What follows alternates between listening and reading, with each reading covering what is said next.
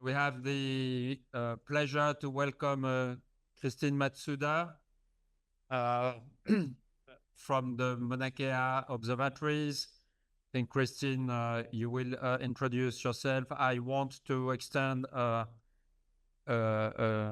big mahalo to you, Christine, for accepting to organize and chair this session, and also for waking up very early. It is 5 a.m. in Hawaii. Okay, so thank you very much, Christine. Okay, and with this, I'd let you start. Mahalo. It's very nice to be with all of you, and I'm just sorry that I am not able to be there in the room. But I will say I'm taking the meeting outside this morning, and if the sunrise becomes really beautiful, I may share it with you and take a break from our regularly scheduled programming.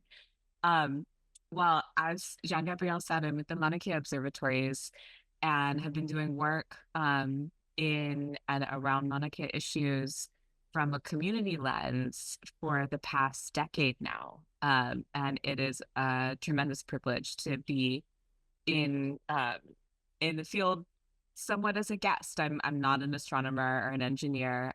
My background is in community relations and communications and helping people understand each other better. And it has been an amazing journey for me to have the opportunity to collaborate with so many of you. And for those of you who have not yet met, it's wonderful to meet you today, and I look forward to continued conversations. Just a little bit about me. I am born and raised in Hawaii, and my children, who are sleeping upstairs, are the sixth generation of our family to be here in this space. Where my ancestors immigrated here from Japan, and I was, born and raised as a part of this community. And so when I come to discussions about Mauna Kea issues, I come from a community-centered place in my perspective and in all the things that I do. So I'm actually this morning coming to you from the southeastern side of the island of Oahu, which is a little bit far away, but not as far as you guys are from my home in Waimea on Hawaii Island, where CFHT is situated. So by way of acknowledging that amazing place, Waimea and Hawaii Island is really a place that's steeped in tradition and familial connection to Mauna Kea. Not my own, I'm not a lineal descendant of that place, but some of the people who we have the privilege of calling dear friends and extended family trace their lineage back to the traditional caretakers of that Mauna. And Mauna Kea is a mountain that connects Kanaka Native Hawaiians to their ancestral and universal origins. Mauna Kea lands, it's important to note, are among the over 1 million acres of former Hawaiian Kingdom government and crown lands, which were seized from the Native Hawaiian people and are currently held in trust by the state of Hawaii. In Jean-Gabriel's opening, when she was kind enough to share a snapshot with me, he shared some olelo noeau. And I have another one for you. Hili ika aina he kaua ke kanaka. This is an olelo noeau Hawaiian proverb that emphasizes the interconnectedness between the land and the people of our place. It speaks to the ali'i, the chief, the ruler, as the land, and the Kanaka, the people, as servants. We as scientists, and in my case, educators and storytellers, we acknowledge that this interconnectedness between Kanaka, the people, and their land, and we acknowledge and we recognize that we have a kuleana responsibility that comes with the opportunity to pursue astronomical research on Mauna Kea. And then it's our kuleana to build and continue to strengthen healthy relationships with the land and the people of that amazing place, Hawaii Island, Waimea, Hilo, and all of Hawaii. So thank you for allowing me the space to open with that acknowledgement of the land that we are from, and that I sit on today, since I'm not in the room with you. We have 90 minutes together, and we will start by a few remarks from me about community astronomy, context and background. We are very, very privileged to have Ben Kucher, who can speak to community archaeology, which will be the next chunk of 25 to 30 minutes. And then we're going to have a panel discussion, a moderated, facilitated conversation between myself, Ben, and Jean-Gabriel, which I'm really looking forward to. I know Nadine has, first of all, done an amazing job of organizing this meeting. Thank you very much, Nadine. And also has given us instructions about using Slack to log our questions. And that's comfortable for everybody in the room. It's good for me. And if you would like to open up your Slack and just put questions in there so that I, as a facilitator for the Q&A at the end, can see them as they're occurring to you and help to kind of collate them for that Q&A session, that would be fantastic. And if questions just kind of arise for people in real time while we're in that conversation, then we can certainly just hear questions in the room and or in the virtual space. But it would be helpful if you are able to use that Slack function and put your questions in there as we go. Just to kind of this is really selfishly to help me be a good facilitator, since I'm doing it remotely and not in the room with those of you who are in the physical space. All right, let's get into it. I don't have any slides to share with you, and that's because I am coming to you remotely, and I thought it'd probably be better for me to just, have my face on screen and not have you just staring at a slide deck like I'm a recording. So I'll just be speaking with you folks, but if you'd like to see, the text of anything that I reference or any kind of visuals, I'm certainly happy to provide those after the talk. And, please let me know in Zoom chat or in Slack if you'd like to receive any of those things. So, when we're talking about context for community astronomy, it's important to first acknowledge that we're right in the middle of this story. And so in order to talk about this and frame it for our conversation today, we need to go a little bit backwards and then also look forward. So I'll go backwards first. The inquiry today is about, what does it mean to practice community astronomy? This is where we are today in the middle of the story. What does that really mean? Jean-Gabriel in his opening talked a little bit about how we got here. And I'd like to use that as a starting point and build from there. Astro 2020, which I know he mentioned in his presentation, told the American astronomical community what needs to be done with respect to the state of our profession. Certainly, while the decadal by its nature is focused on the American astronomical community, there is robust discussion of the field as a whole, and something for us all to really think critically about and to look at, hopefully with some fresh eyes, a fresh perspective.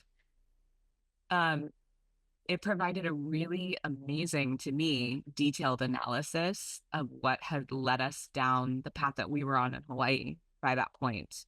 And that path had been walked for many, many years, decades, 50 years of astronomy on Mauna Kea.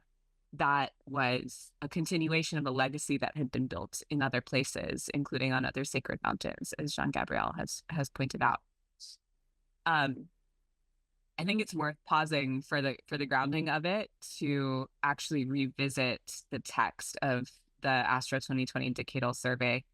I remember with great clarity when the decadal dropped, and I was actually on travel in between the islands and sitting in the airport reading it on my phone with my jaw on the floor, because all of these things that I had been hearing from members of my community, people who I deeply love and trust, that felt like these ideas were falling on deaf ears, whether they were or not. That was the perception at the time.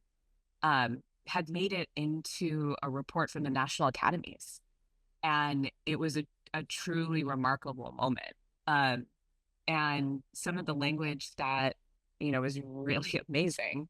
I'll just revisit for us here. So this is the third section of the Astro 2020, the discussion of the state of the profession of astronomy, and this portion in particular is really relevant to what we're discussing today. So Astro 2020, among other things, calls for the creation of a community model, the model of community-based science.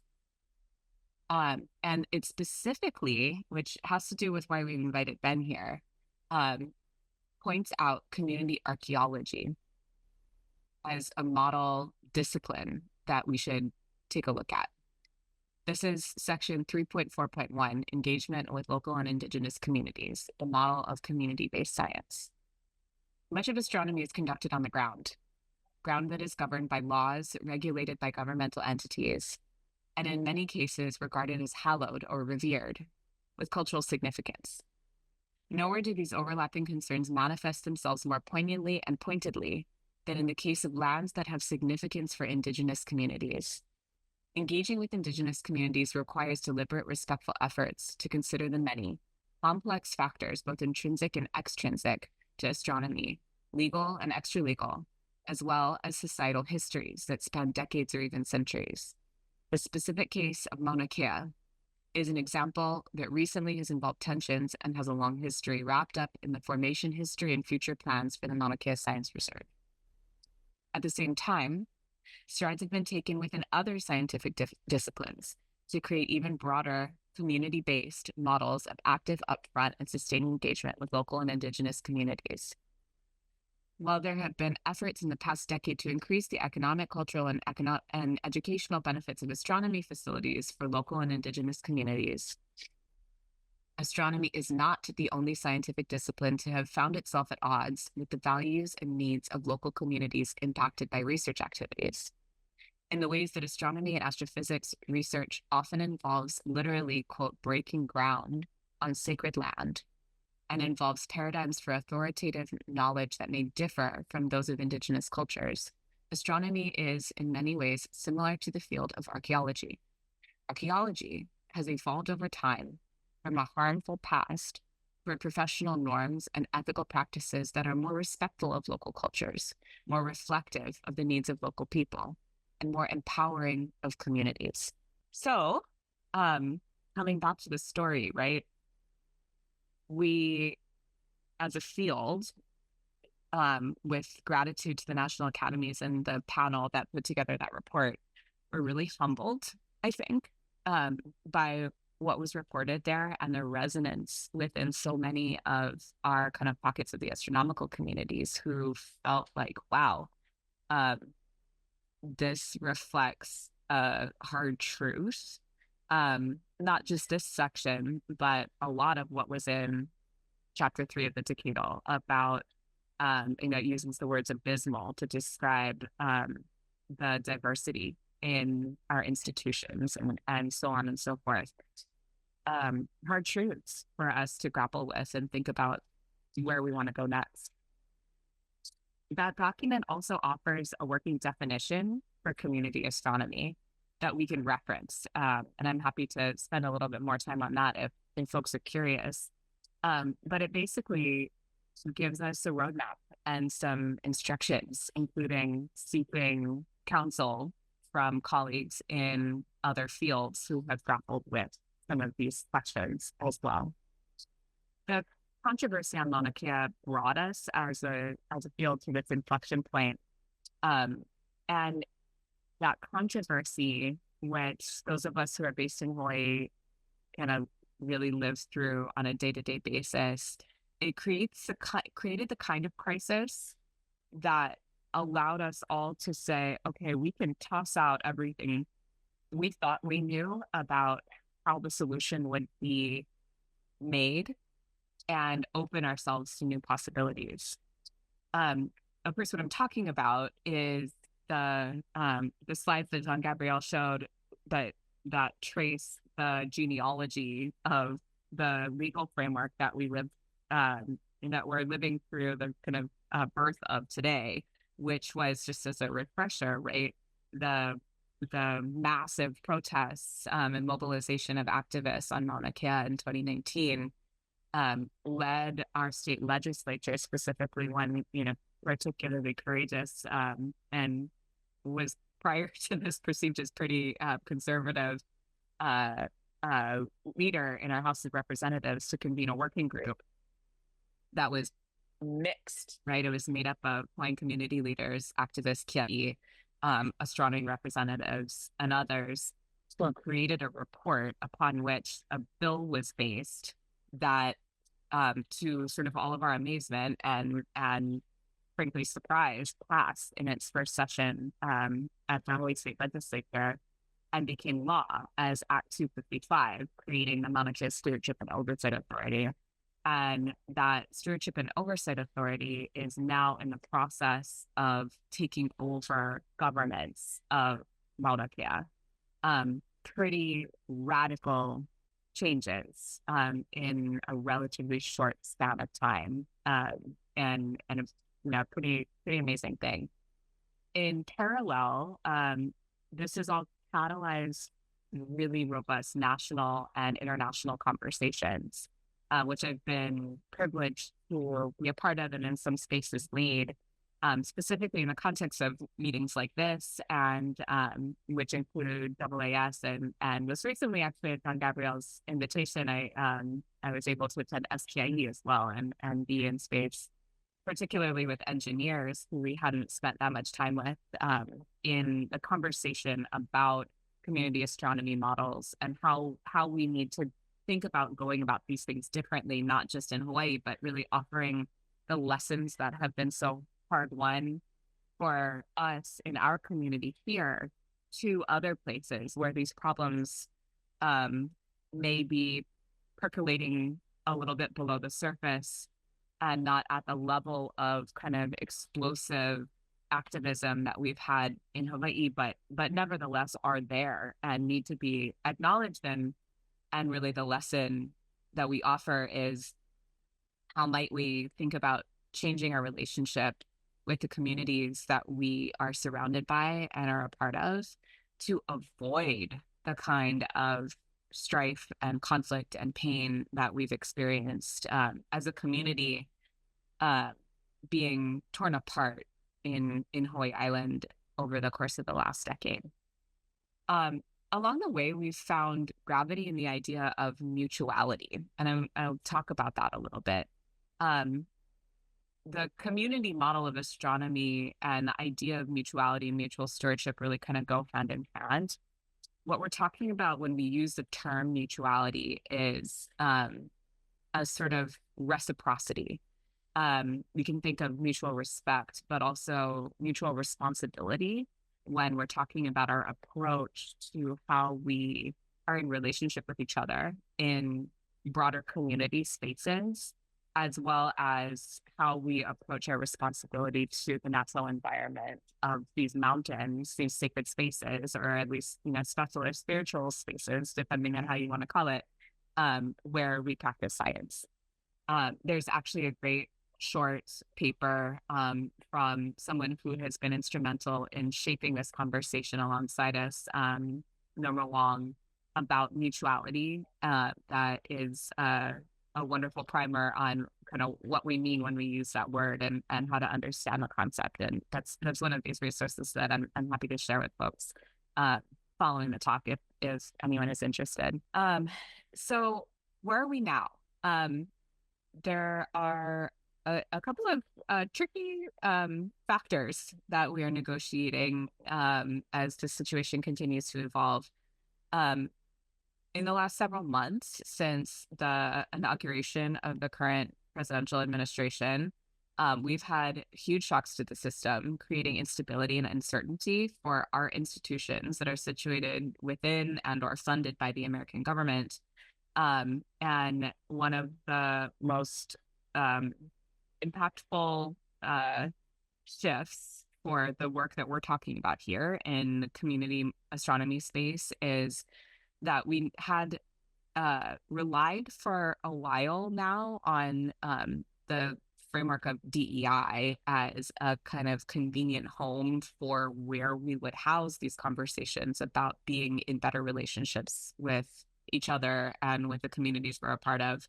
And we need to break away from that by virtue of, kind of constraints that are being placed on us artificially by the federal government, but also in some ways, candidly, that framing had the potential to hold us back because of the constraints that even just that conceptual framework has on really what we're talking about and where we want to go. So we need to leave that acronym behind and find new framings for us to discuss this work. The ideas of mutuality are really important and useful for that. And again, because this is about being in healthy relationship with others that we ought to be in community with and making good decisions about how we run our institutions that center the needs of our community and the needs of our Aina, our land, and interconnectivity of land and people.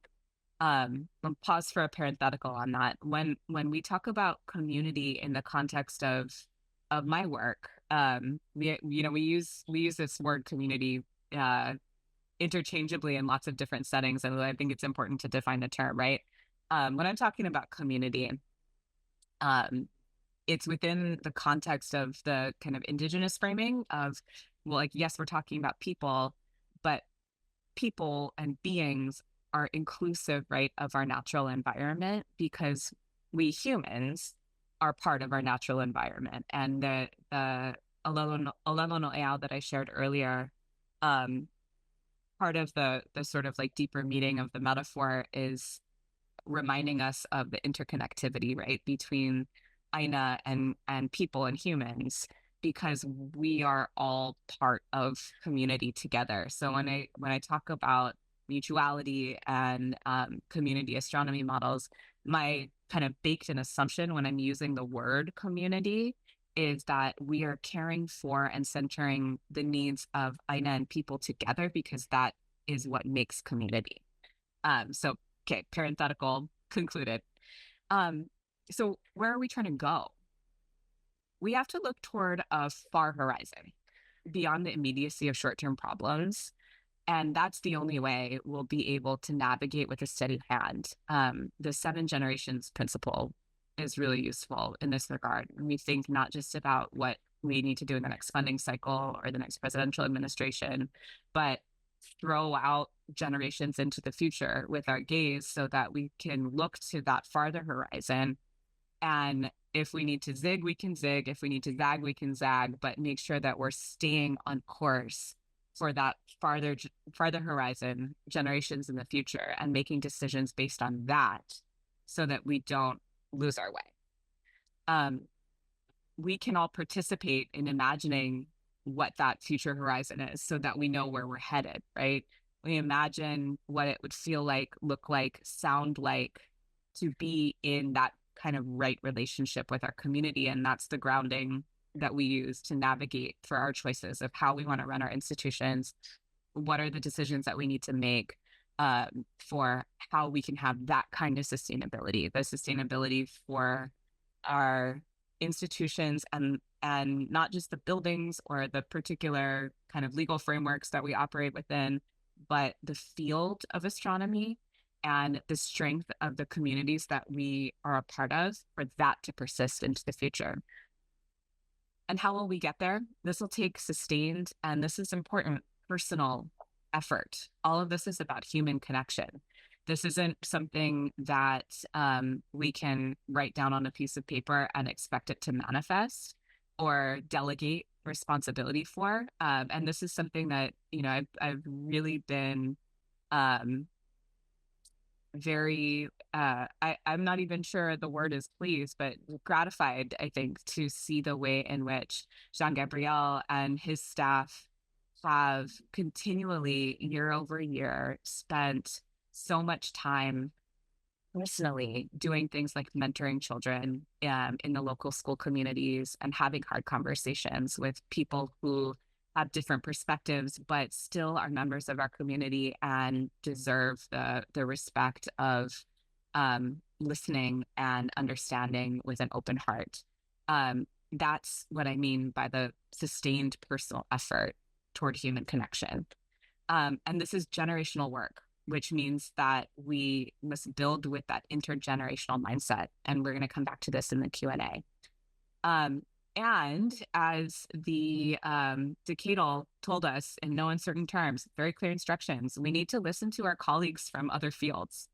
I'm incredibly grateful to have met and begun to learn from Ben, who will speak next. And so, Ben, get ready. I'm going to start introducing you.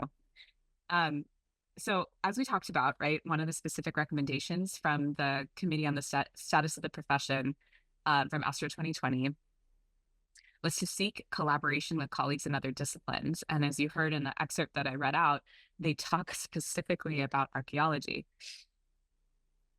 especially those who have been grappling with questions of ethics, accountability, and community responsibility, right? The authors of the Decadal pointed to community archaeology as a model. And after meeting Ben, it's clear to me why that is. Archaeology is a discipline with a complicated history and systemic biases built into its foundations. But today it's being reshaped. And Ben, our next speaker, is helping to lead that transformation. Please welcome Benjamin Kucher. Ben is one of Canada's leading Indigenous archaeologists.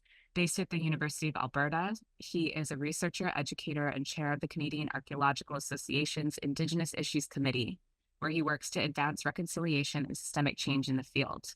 Today, he brings us reflections that draw from the principles of community-based archaeology to help us imagine what community astronomy can become, rooted in land, relationship, and responsibility. Over to you, Ben. Mahalo nui loa. Well, good morning, everyone, and thank you, Christine, for that introduction and for setting the stage and the background and the context of community astronomy. So I'm here to share with you what I have from my communities, from my experience as an Indigenous archaeologist, and working through a field that has had to reckon with its past and reimagine its future. Get out of the way. My areas of expertise are in geophysics, geophysical surveys, legal anthropology, and community-based research. By asking what the land can teach the sky, this presentation is an invitation to reflection. It's about how grounded relational approaches to science, like community-based archaeology, can offer guidance for astronomy and other disciplines at a moment of reflection and transformation. Before I get into the details of this discussion, much like Christine, I want to begin by situating myself within this work. And I want to acknowledge that we are gathered here today on the traditional territory of the Huron-Wendat people, and offer my gratitude to their ancestors, their knowledge keepers, and to the continuing community that is here and stewarding the land. I'm a citizen of the Métis Nation of Alberta and a descendant of the Michel First Nation. I was born and raised in a place known as Amiskwachee-Waskagon. Many of you may know this as Edmonton, Alberta. And my family roots are to the Lac St. Anne region, just northeast of Edmonton. In sharing who I am, where I come from, who my people are, and what my intentions are, I'm doing more than offering you a personal introduction. I'm upholding the original intention of the land acknowledgement, because a true land acknowledgement is not just about naming the place we are on. It's about understanding our relationship to the land, its peoples, and to the responsibilities that we carry in that place. It asks us not only where we are, but who we are in that place and why we're here. As we go through this discussion, I want to invite you to think about where you call home and where you do your research. So what am I as an archaeologist doing in a room full of astronomers? That is a question I have been asking myself for the past 3 days. I'm hoping by the end of this presentation we'll have an answer. On the surface, archaeology and astronomy are worlds apart. One looks into soil, the other up into the stars. But both have been shaped by different structures of power: colonialism, dispossession, and institutional entitlement. But just as archaeology has had to reckon with its violent and colonial past, astronomy now stands at a similar moment in time in which there is a call for the discipline to change. This is not just about places like Mauna Kea. It is about every lab, research team, observatory, and about you as practitioners of the discipline. Because community-based science is not just a model for others to adopt. It is a call to all of us to reflect on how our work is grounded and who it serves. Community-based archaeology emerged not as a trend, but as a reckoning with a history of harm, extraction, and entitlement that defined much of archaeology's relationship with Indigenous communities. While collaborative and participatory practices existed earlier in one form or another since the 1980s, the term community-based archaeology was first formally introduced in 2005. It marked a critical shift not only in language, but in power. This approach called on archaeologists to confront the discipline's colonial foundations and to begin rebuilding relationships that are based on consent, accountability, and reciprocity. It rejected the long-standing belief that scientific expertise alone granted us the right to access lands, ancestral remains, or knowledge. Community-based archaeology has fundamentally reshaped the field and has changed how research is done, who leads it, and what success looks like. So what is community-based archaeology? Community-based archaeology is not just a method. It's a shift in mindset, in values, and in relationships. At its core, it's an approach to archaeological practice that is collaborative, consent-based, and community-driven. In other words, it's archaeology that is done by, with, and for communities. It ensures that Indigenous communities and other descendant groups are not just consulted, but are the co-creators, co-authors, and co-leaders of research that is being done on their lands, about their histories, and involving their cultural knowledge. It is grounded in the belief that research must be accountable, not only to academic institutions, but to community priorities, cultural protocols, and long-term commitments. Community-based archaeology recognizes that knowledge is not neutral. It is shaped by power. The approach of community-based archaeology aims to address the power imbalance and to return that power to the communities who have too often been the subjects of archaeological inquiry, but rarely the architects of it. In our discipline, there is a saying, there is no archaeology without politics. Community-based archaeology is not about working on or even for communities. It is about working with them in a way that honors their laws, their timelines, and their sovereignty. Community-based archaeology is about more than best practices. It directly responds to the harm that archaeology has caused. These principles come from what communities have told us that is needed to make research safe, respectful, and reciprocal. Free, prior, and informed consent for communities means that they get to decide how and when research happens, and it must be something that is ongoing and informed. Community-defined goals shift the focus to what matters most to the people involved. Shared authority and authorship recognizes that knowledge comes from communities, not just universities and research institutes. Data sovereignty ensures that communities control how their knowledge is used during and after the project. Long-term relationships mean staying accountable beyond the field season and knowing that trust takes time. These principles are rooted in Indigenous advocacy and continue to evolve as we learn how to do archaeology more justly. These principles respond directly to the harms that archaeology has caused. They offer a framework for doing research in a way that does not repeat those harms. Archaeology has been a discipline shaped by institutions that have extracted knowledge, controlled narratives, and made decisions about the involvement and without the involvement or consent of the very people they claim to represent. These principles are important because they interrupt that pattern. They are tools for restoring trust, affirming sovereignty, and for rebalancing power between researchers and communities. But more than that, they are relational. They recognize that research is not just about data or findings or technology. It is about people, about place, and about responsibility. These principles guide us not just in how we work, but in how we show up, as researchers, as guests, and as humans. They push us to move beyond institutional checkboxes or performative acknowledgments. They require us to act with humility, to listen deeply, and to let go of control. They come from community voices, but they represent lived experience. So now that we've covered the foundations of what community-based archaeology is, its origins, principles, and the ethical grounding, I want to move to what this looks like in practice. The next two cases are both examples of community-based archaeology in motion, not as a perfect model, but as a process unfolding in real-world contexts, with real stakes, emotions, and responsibilities. The first case is the search for unmarked graves at residential schools. It is a situation shaped by profound grief, urgency, and trauma.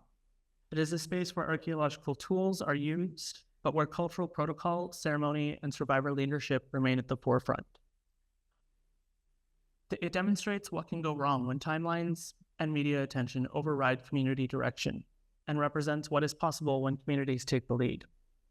The second case is my research at the Buffalo Lake site. It offers a very different context.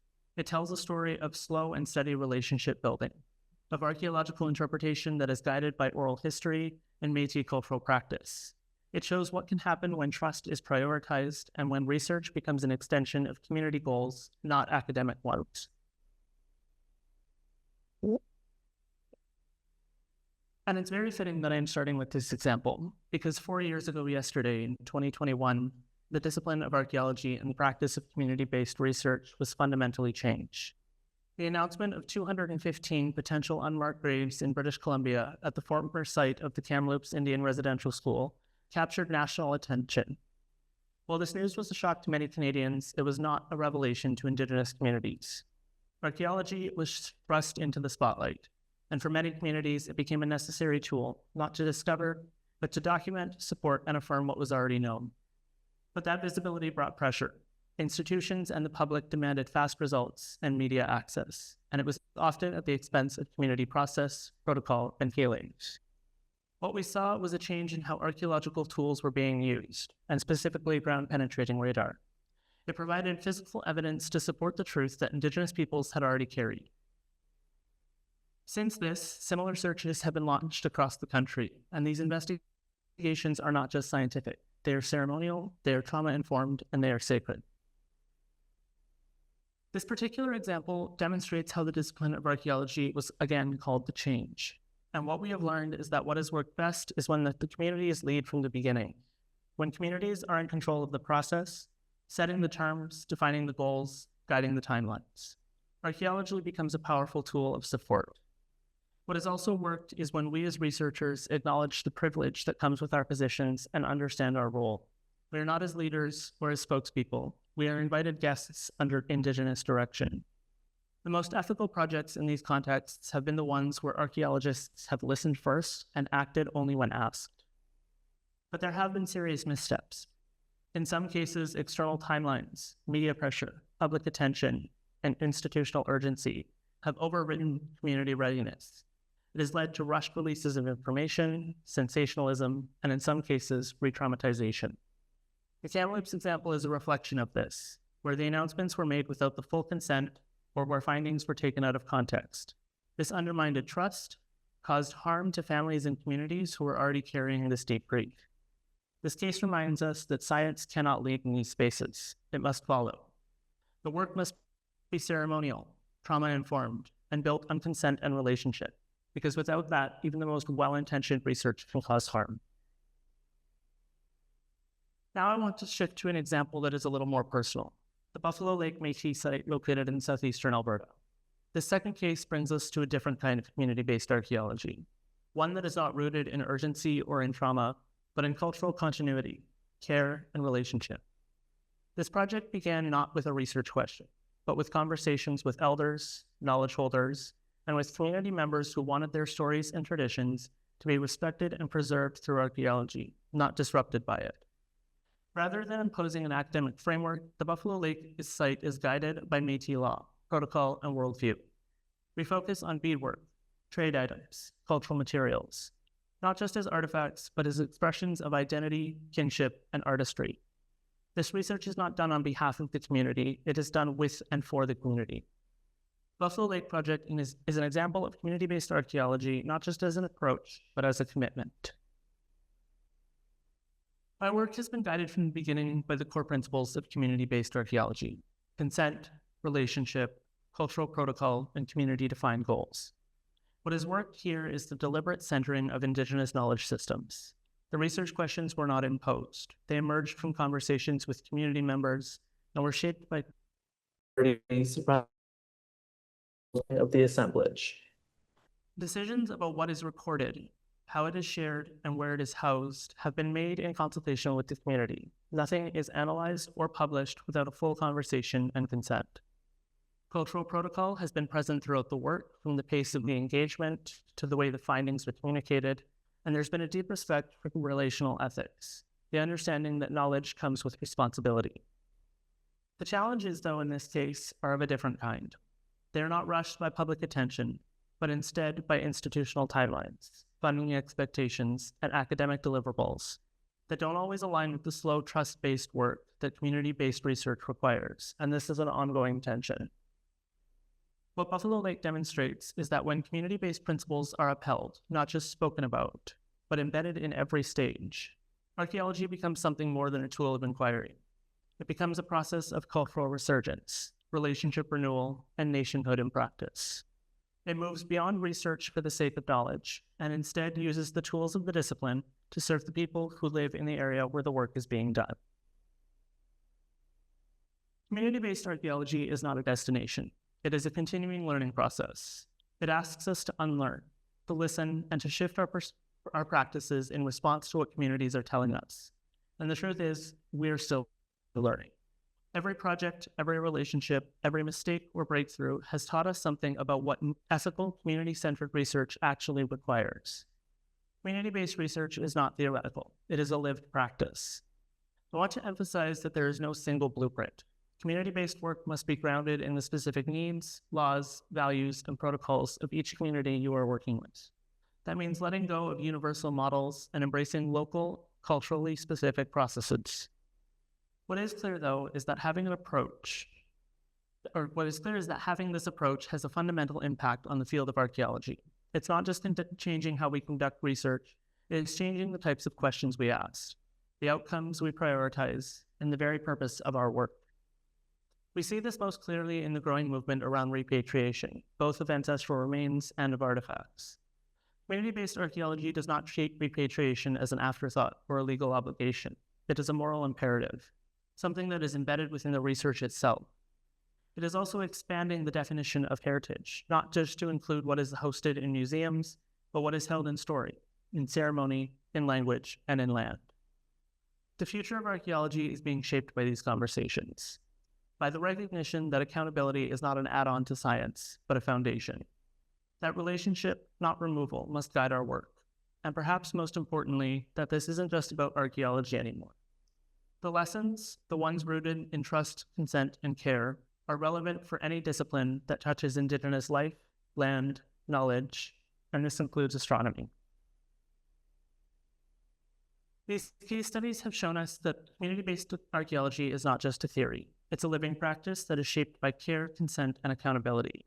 In this final section, I want to explore how these principles might guide a new kind of practice in astronomy. Community-based archaeology emerged as a reckoning, a painful awareness of how science has been used to control, erase, and harm. Astronomy is now in a similar moment of reflection. The construction of observatories on sacred land is not just a local controversy. It is a reflection of the structural problems that are embedded in the way that science is practiced. And it's not limited to Hawaii. These are not someone else's questions. These are questions for all of us. Whether you work in Mauna Kea, in Canada, France, or wherever you do your research, ask yourself, what does it mean to do science on land that is not yours? What does it mean to conduct research in places with spiritual, cultural, and historical significance? How do we move beyond consultation into relationship? Community-based approaches matter because they challenge us to redefine what ethical science looks like, not just in moments of crisis, but in everyday practices that we uphold and reproduce. The lessons are already here. Archaeology has had to face its history, to change its structures, and to begin imagining different futures. Astronomy does not have to start from scratch. It can learn the path that others have walked. When it comes to community-based archaeology, here are just a few things that I think astronomy can take. Consent before access, not just legal agreements, but full, free, and informed consent that is grounded in community protocols. Community-led governance over scientific infrastructure, observatories, data, and research agendas. Ceremony and cultural law integrated into the scientific process, not as a symbolic gesture, but as a guiding structure. Co-naming and co-authorship, honoring indigenous cosmologies alongside scientific observation. These are not limits, they are strengths. They are the foundation for science that is accountable, collaborative, and lasting. If we take these lessons seriously, what might community-based astronomy look like?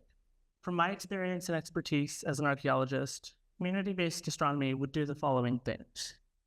It would be governed with Indigenous nations, not just informed by them. It would respect Indigenous timeframes, protocols, and decision-making processes. It would embed cultural teachings, languages, and cosmologies into the operation and design of the research. It would create a shared stewardship of not only physical infrastructure, but the knowledge and meaning that emerge from it.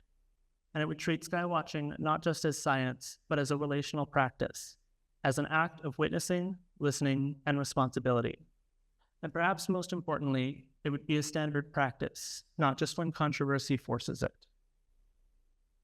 So I invite you to reflect not just as researchers, but as individual people in relationship with place. Who benefits from your work? Who is left out? What assumptions are you carrying into your research? How would your science change if it were grounded in consent, kinship, and reciprocity? Are you listening to the land beneath the observatory? Are you listening to the people who live with it? These questions are not meant as an indictment. They are meant to open a path, a different kind of future for astronomy. A future not just of discovery, but of relationship. Because what the land teaches the sky and what community-based archaeology teaches us is that science is not separate from the world, it is accountable to it. We have walked through the roots of community-based archaeology, where it came from, what it stands for, and how it has reshaped our discipline. We've looked at moments of pain and of possibility, where harm was done and where healing began. And we've drawn a line from the land to the sky, asking what these lessons might mean for astronomy. It is a moment to listen, a moment to reflect, and a moment to decide. Will this discipline evolve? Will it build new relationships that are grounded in consent and care? Or will it hold on to the structures that have alienated the very communities it shares space with? What the land teaches the sky is this: that knowledge must be rooted before it can rise, that relationship is more important than access, that there is no discovery worth making if it comes at the cost of trust. So thank you for all of you for walking with me through this conversation, and thank you to Jean-Gabriel for reaching out and inviting me to be part of this discussion. This conversation has been grounded in the belief that science, whether of the land or the sky, must be practiced with care, humility, and respect. I know this talk may have raised questions. It may have surfaced discomfort for some, affirmation, or even possibility for others, and that is a good thing. That means that the work is alive and it has the potential to reshape how we practice and engage with research. And so I'll end simply. If something in this presentation resonated with you or challenged you, I invite you to reach out, to reflect, and to ask what you can take and what you can carry forward from this. Thank you. Amazing and so thought-provoking, Ben. Thank you so much. I'm so grateful for all that you shared. While you were speaking during that last section, I was watching the sunrise behind my computer and thought, okay, I owe you guys a view of our natural environment, of our community, where I'm situated, because I have the privilege of getting to go outside and you all are inside in the room there. And I hope that after this session, you take the opportunity as well to go outside and ground yourself to place. This is something that I think is always important and feeling particularly resonant given what Ben and I have been discussing so far during this session. So with the sun metaphorically and physically coming up behind me, and we think about this potential new future for astronomy, it's like we planned it.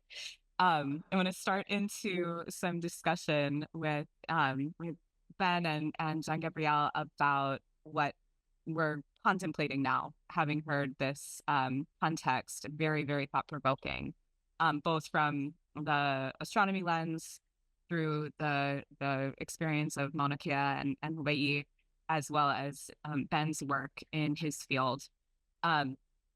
So again, please put any questions that are arising for you in Slack or in the Zoom chat if that's more convenient to folks, so that I can harvest those questions to kind of feed into this facilitated discussion. I'm going to start with a couple that have come up for me that I'm dying to know about, and then we'll be referring back to the Slack and the Zoom chat for any questions that you all might have. We're going to be in discussion for the next 15-20 minutes or so in this moderated Q&A format. And then I'm really eager for you all, all of the genius and insight that's in the room, to join in the conversation and be in discussion with each other. So we're going to move into that to close the session. So for the next section, facilitated Q&A, Ben, I have a question for you, and then a follow-up for Jean-Gabriel. What were some of the assumptions in your field amongst archaeology practitioners that had to be identified? Because so often assumptions are kind of by their nature just hidden, right? Like we assume things to be truth, and just like conditions of life and work without understanding that those are assumptions, not necessarily truths. What are those assumptions that had to be identified and abandoned in order for your field to progress? And then, Jean-Gabriel, the question for you is, reflecting on what Ben has shared, where might we have blind spots like those in astronomy? Yeah, thanks for the question, Christine. I think in archaeology, one of the most damaging assumptions that we had to confront was the belief that scientific authority gave us the right to access land, ancestral remains, and knowledge. The belief that research or our degrees could override community consent. It was baked into the discipline for generations. We also had to challenge the myth of neutrality, the idea that archaeology was somehow apolitical, when in reality, it often reinforced colonial narratives or state agendas. Thanks, Ben. So for the follow-up questions, I don't want to ask too much because I really would like the audience to have the opportunity to ask questions.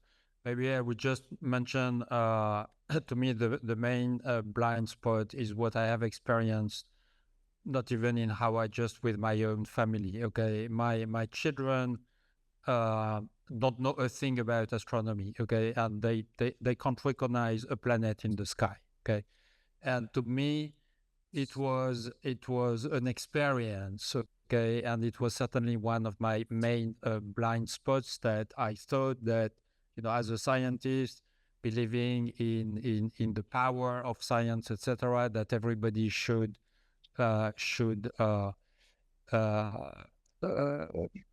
understand it, okay, and make efforts to understand it, etc. And I realized that there are some people who just don't care, and and it ended up being just fine with me. Okay, it took me a long time, and that was probably my main blind spot, which was not to try to force anybody to believe in science to some extent. Okay, and it is difficult. Okay, because it is questioning who we are as scientists, and so it is not. Again, it is not something that we should try to impose on anybody. Okay. Ben, you had said something else that really stuck with me in your presentation about science being inherently political.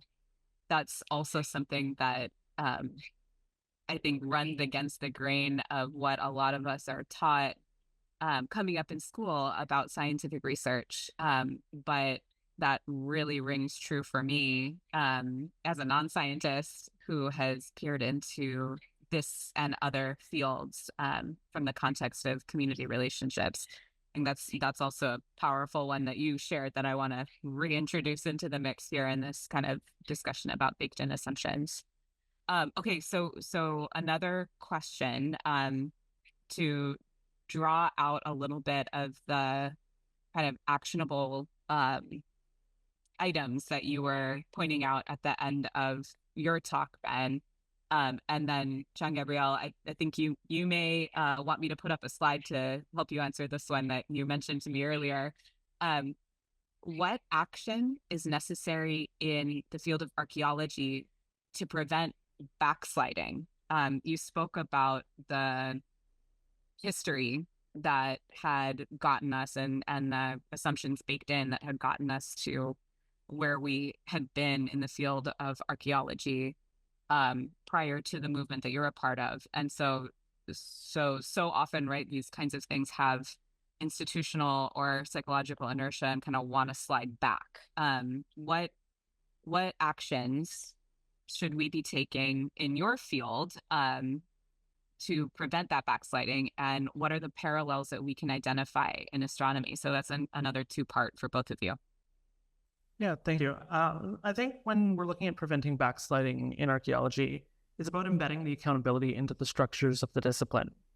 We're looking at research boards and ethics boards recognizing Indigenous law, funding agencies that are supporting community-led projects, and journals that are prioritizing consent and co-authorship. One of the hard parts is that we can't always rely on individuals to carry this weight. It has to be institutional. What I found, though, is that although community-based archaeology emerged as a new approach, at least in Canada, it is slowly becoming the point where it is the new norm of how we do this type of work.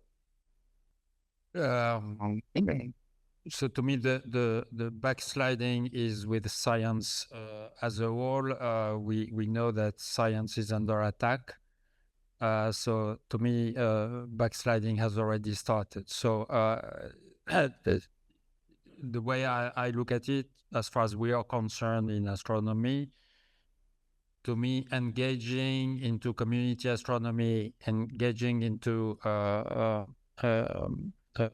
changing our relationship with our communities, not only in Hawaii, but again, wherever we are.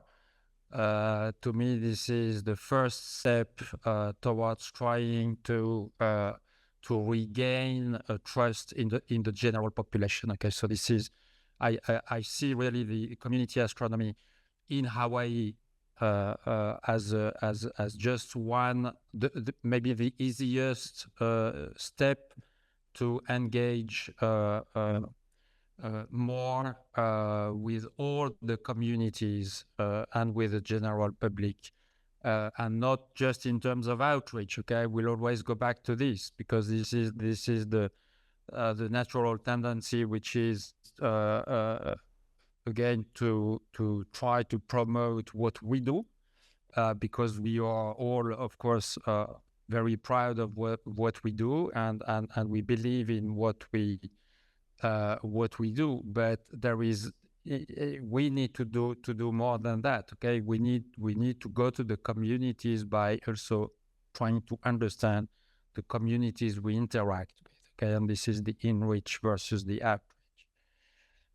To me, it is the community astronomy with indigenous population, because we focus on indigenous populations for very good reasons, because this is exactly where we are in Hawaii and in other places. But the long term, or the objective is much bigger. Okay, science is may lose all what we have acquired over the past centuries. So this is, I see that as a terrible risk, and the only alternative that I see is to engage with the communities. Okay, because it's not just about science; it is about people.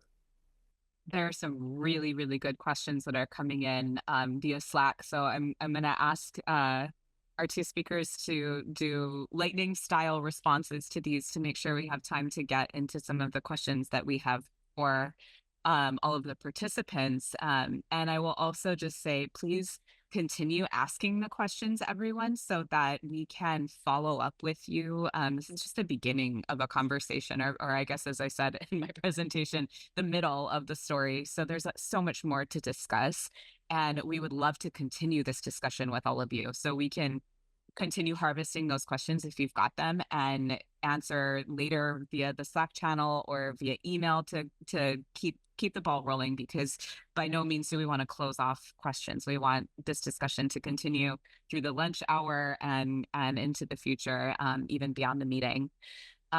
So Olivia had a comment, which I'll just read aloud to share with you folks. What really resonated with me during Benjamin's presentation on community archaeology, based on the way astronomy is being carried out, is that we seem to need to move away from the competitive, extractive model of carrying out science to a more personal, subjective even approach, where the story and interaction of the research is as important, if not more, than the discoveries themselves. It's systemic in most of our science institutions and funding, but it's heartening to see this recognized. So thank you very much for that very thoughtful comment. I strongly agree with that. And I see some thumbs up in the Slack as well on that comment. A question from Wes, wondering if consent can be discussed a bit. For many astronomers, the word consent is a scary one and even a confusing one, but it is also a critical one. I'll add a little bit to Wes's comment. And I think for those of you who I see on the participant list and in the room, it will not be news to you who are from Hawaii that the consent thing is tricky for us because we are not, the Hawaiian community is not a federally recognized tribal entity in the way that it exists in other places in America, other indigenous communities in America and in Canada. And so the question, as my partner puts it all the time, is who is the we? When we're talking about who gives consent. So that's a complicated question, particularly for Hawaii. But, you know, we're not only talking about Hawaii, we're talking about other indigenous communities and tribal communities on the continent and around the world. So Ben, do you want to kind of quickly address, maybe say another paragraph about what you mean when you say consent? Yeah, when it comes to consent, there's kind of two ends of the spectrum. On the one end, at its most simplest, it's about having a conversation with the community. Where are you in respect to the land and the people you are working with? At a more high level, we can host town halls or a conference much like this, where you invite the local community to come take a look at what you are proposing as research, give their feedback, and make adjustments based on that feedback. This also extends in some of the work that I've done in Unmarked Graves. We are brought in as the experts, but we are under the community's direction. We are doing what they tell us to do, and usually that takes form in some sort of an agreement or a contract. Yeah, Mahalo, that's really, really helpful. There's another question for, let's see. I'm going to go to Christy's question. Integrating ceremonial practices into archaeological or astronomical studies could be perceived as breaking an ethical barrier between religious practice, belief, and scientific endeavor. How might this tension be resolved? This is such a good, juicy question. I have opinions about this, but I want to go to Jean-Gabriel and Ben first. Right. I think this is a very tricky one, but when we're looking at incorporating ceremonial practices into the research, it's not an example of cultural appropriation where it's just something that we are doing. We have the local community there. They are the ones who often bring up the idea of what that looks like. For me, living in Alberta, where it's Cree territory, one of the things that we do when we're doing a search for unmarked graves is the concept of smudging. We burn sage and the smoke clears away some of the negative energies. That is done throughout the equipment, through the people who are conducting the surveys. But one thing that I want to note is that there is the concept of it being a religious practice, but it's less about a religious practice and more of a worldview. This is how the Indigenous community lives. This is a part of their everyday life. Yeah, I don't have anything to add to this. I agree 100%. We are not using protocols really in astronomy in Hawaii, and I really would like that we resort more to protocols, okay? And it is absolutely not appropriation, and we can use the protocols recommended to us. Okay. But to me, it is just practicing, and trying to understand better the indigenous worldviews, which is to connect to the land, connect to the people. It is all about connection. And that's I personally would really like that we use much more protocols than what we are doing. I'm gonna toss in with my 2 cents on this question because I think it's actually a really important one. I'm interpreting the question a little bit differently, I think perhaps, and wondering if your question, Christy, is about the assumption in scientific research that we should or even can separate religious/cultural from scientific, as though somehow the scientific is uniquely devoid, as apart from any other human endeavor. Science can be uniquely devoid of culture and just purely objective. I personally, non-scientist, believe that that's a false assumption. Everything that humans do is infused with our own lens, and our lens cannot be have our cultural backgrounds, our values, our ethics, our morals stripped away from that. In fact, it probably shouldn't, right? As we think about what kinds of questions are interesting to us and what we're curious about and what we're going to pursue with the academic tools available to us. I think we have come to a place where we have guardrails up for good reason between organized religion and religious practices and other ways in which humans practice curiosity. But if we can take a step back and not, I guess, acknowledge the gray area between what we think about as religion and what we think about as culture, because there's a lot of shades of gradation in between those ideas. And kind of sit more in the cultural space, acknowledging that religious beliefs, spiritual ideologies are part of culture. I think we could all kind of, from that little bit stepped back perspective, acknowledge that the things that we're curious about are informed by how we were raised, and what we're interested in has to do with some of these really fundamental questions that are interesting to us, right, to go and pursue. So I guess my point is that some of the most interesting questions come from a place of culture. And when we have more different kinds of cultural perspectives represented within our scientific community, the questions that we ask will just get more interesting. Sorry to call people out that I see on the Zoom screen with camera off, but Anakala Larry Kimura, I see you on the screen, and I just want to acknowledge how much you have contributed through your wisdom and your willingness to share your perspective and your traditional practices with the astronomy community here in Hawaii, by helping us understand more of the characteristics and the beauty and mystery of the objects that you have helped to name, by bringing knowledge of Po, knowledge of the Kumulipo into those scientific discussions. And I think that's a beautiful example of what we're talking about, in how melding can actually make these things so much more rich and improve our understanding, improve our scientific understanding of the things that we're curious about.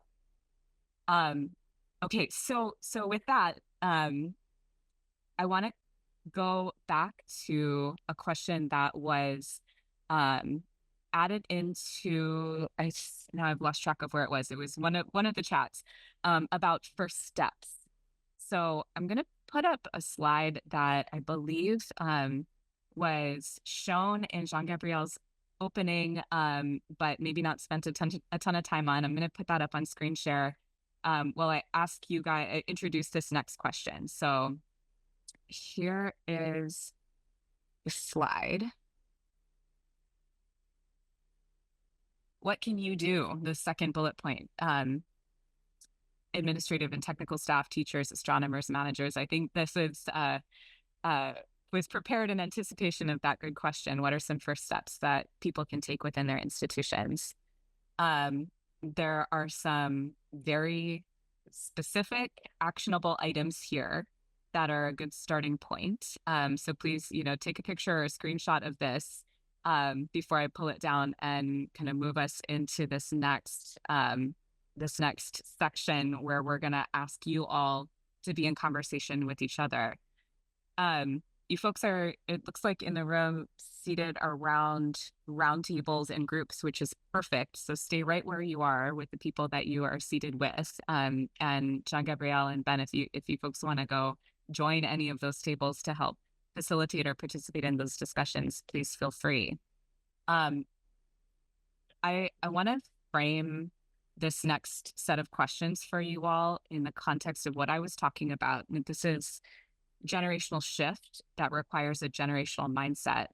And in order to get there, right, in order to get to generational change, we have to work intergenerationally.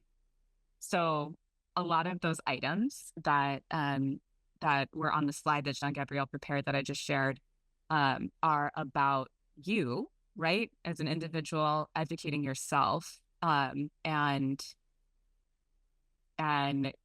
creating a different mindset by which you can approach other action steps that you might take.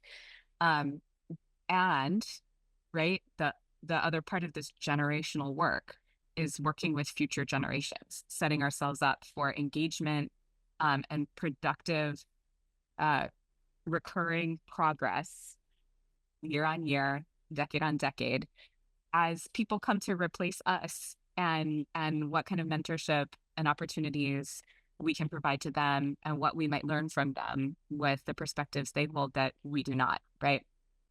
So in those groups that you have, I really encourage you to write these ideas down. And if you feel bold enough, share them with Nadine and Jean-Gabriel, so that we might follow up with you on these if you feel moved to concrete commitments. We're just going to do a couple of minutes each on these, and I will come back in over the loudspeaker to prompt to the next question. For those of you who are on Zoom, please do participate as well and put your answers in the chat if you feel up to it, or write these things down and email me later. First question. This is about you. What is the depth of your relationship with the people in the place where you live and work? For example, right, these are some answers you might give as you think about it. Are you in a place of relationship where you're just learning the history and demographics outside of your institutional walls? Or are you in a place where you're beginning to create friendships and collaborations in the place where you live and work? Are you in a place where you are actively of service to each other in community in meaningful ways? Or are you a person who is of that place and of those people and fully integrated into and leading community relationships and collaborative work? Where are you in your own relationship kind of inventory for yourself? So how many minutes do you give to people to think about this question? This one is pretty straightforward, so we're going to go for 2 minutes on this one. Okay, so please, 2 minutes, write your answers down on paper, on Slack, or on Zoom. There are ones that work all over the world, but when it comes to doing archaeology in Canada, it's tied to this community-based approach. And people in the area, you know the experience, so you're going to explore it a little bit deeper. It was in a particular association with others. It's a tribal structures. So within it could be, but really what it is anybody who's an archaeologist who has an interest in Canadian history, wants to practice here, you can sign up. I see. Okay, so the Canadian is more associated with the we'll come back to it. So Christine, up to you if you want to move to the next question or when you want to move to the next question. Yeah, let's keep going. So the next question is, what is your understanding of the needs and aspirations of the youth in your community? And so again, we're talking about the place where each of you lives and works. Some of us live and work on Hoi Island. But many of you who are participants in this meeting live and work in other places. And so we're talking first, right? And then next we're going to talk about Hawaii. But for where you are, what is your understanding of the needs and aspirations of the youth in your community? What are you doing, or what can you do to contribute? And so we're talking about concrete, specific resources or efforts that you personally can offer. So take a moment to think that through, and then please discuss it, workshop that a little bit with the others that you're seated with at your tables, if you're in the room in person. And we'll take another 3 minutes on this one. So final question, since you've been thinking about your responsibility, what you might be able to offer in your place, the last question is about Hawaii.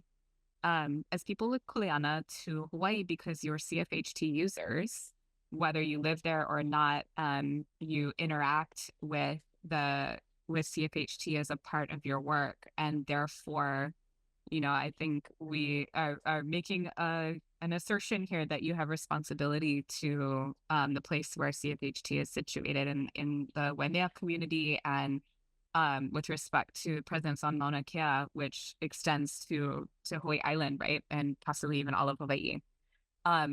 With that kuleana, because you're CFHT users, what concrete specific resources or efforts can you personally offer that would directly benefit youth on Hawaii Island? And so this is something, that I'm asking with respect to influence that you might have in your institutions, or resources, skills, tools, or otherwise that you might personally be able to bring forth. And as a sort of session chair here, I want to just make sure I close well and acknowledge with gratitude all of the participation and then all that was brought forth during this session. Since we've reached a sort of official endpoint, and I know some people might need to move to other engagements, but if you still have the room, I very much encourage you all to continue the discussion and into the lunch hour. There's so much to be had here. Really deep gratitude, Ben, to you for coming into this space with all of us people who work in the astronomy field every day and sharing your perspective. It was incredibly valuable, and we're really, really thankful for the mirror that you held up through your work and your experience in your field, so that we can see ourselves more clearly. Mahalo nui loa for joining us. We really appreciate it, Ben. Yeah, and thank you very much to you, Christine. Very much appreciated. Thank you very much. And thanks again to you, Ben. And please leave us all your answers to these questions in any form you want. It is really important for us to get your feedback and your answers to those questions. And Ben offered and Christine offered as well. If you want to reach out to them, if you have any discomfort or any feedback you want to provide to them, and some of you already did with me, and I'm grateful for that. So please don't hesitate to reach out to any of us, either CFHT staff or Christine or Benjamin. And again, thank you very much to all of you. Bye, Christine. Thank you so much.